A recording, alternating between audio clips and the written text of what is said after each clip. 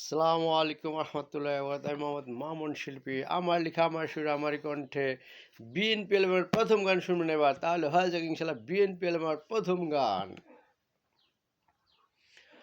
হ্যাঁ, কারো মুখে যদি শোনা যেত শহীদ জিয়া জীবিত, তবে খুঁজে পেতাম মোরা শ্রেষ্ঠ রাজা। এই নিয়ে দুঃখ মোদের, এটাই সবার ব্যথা। হ্যাঁ, যদি বাংলাদেশে এখনো শহীদ জিয়া বেঁচে থাকতো, তবে খুঁজে পেতাম মোরা শ্রেষ্ঠ রাজা। এই নিয়ে দুঃখ মোদের, এটাই সবার ব্যথা। হ্যাঁ, কারো মুখে যদি শোনা যেত শহীদ জিয়া জীবিত, তবে খুঁজে পেতাম মোরা শ্রেষ্ঠ রাজা। এই নিয়ে দুঃখ মোদের, এটাই সবার ব্যথা।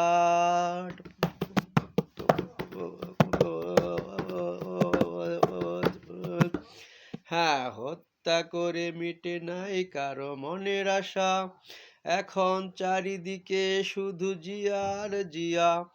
হ্যাঁ, হত্যা করে মিটে নাই কারো মনের আশা, এখন চারিদিকে শুধু জিয়ার জিয়া। হ্যাঁ, তাই কারো মুখে যদি শোনা যেত শহীদ জিয়া জীবিত, তবে খুঁজে পেতাম মোরা শ্রেষ্ঠ রাজা। এই নিয়ে দুঃখ মোদের, এটাই সবার ব্যথা। হ্যাঁ, কারো মুখে যদি শোনা যেত শহীদ জিয়া জীবিত, তবে খুঁজে পেতাম মোরা শ্রেষ্ঠ রাজা। এই নিয়ে দুঃখ মোদের, এটাই সবার ব্যথা। হ্যাঁ, যদি বাংলাদেশে এখনো শহীদ জিয়া বেঁচে থাকতো, তাহলে খুঁজে পেতাম মোরা শ্রেষ্ঠ রাজা। এই নিয়ে দুঃখ মোদের, এটাই সবার ব্যথা।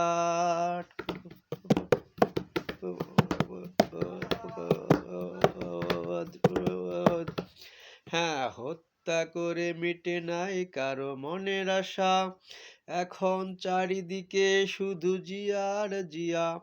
হ্যাঁ, হত্যা করে মিটে নাই কারো মনের আশা, এখন চারিদিকে শুধু জিয়ার জিয়া। হ্যাঁ, তাই কারো মুখে যদি শোনা যেত শহীদ জিয়া জীবিত, তবে খুঁজে পেতাম মোরা শ্রেষ্ঠ রাজা।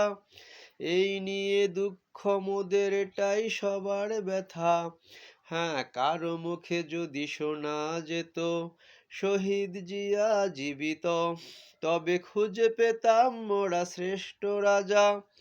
এই নিয়ে দুঃখ মোদের, এটাই সবার ব্যথা। হ্যাঁ, যদি বাংলাদেশে এখনো শহীদ জিয়া বেঁচে থাকতো, তবে খুঁজে পেতাম মোরা শ্রেষ্ঠ রাজা। এই নিয়ে দুঃখ মোদের, এটাই সবার ব্যথা। হ্যাঁ, কারো মুখে যদি শোনা যেত শহীদ জিয়া জীবিত, তবে খুঁজে পেতাম মোরা শ্রেষ্ঠ রাজা। এই নিয়ে দুঃখ মোদের, এটাই সবার ব্যথা। হ্যাঁ, কারো মুখে যদি শোনা যেত শহীদ জিয়া জীবিত, তবে খুঁজে পেতাম মোরা শ্রেষ্ঠ রাজা। এই নিয়ে দুঃখ মোদের, এটাই সবার ব্যথা। হ্যাঁ, যদি বাংলাদেশে এখনো শহীদ জিয়া বেঁচে থাকতো, তবে খুঁজে পেতাম মোরা শ্রেষ্ঠ রাজা। এই নিয়ে দুঃখ মোদের, এটাই সবার ব্যথা।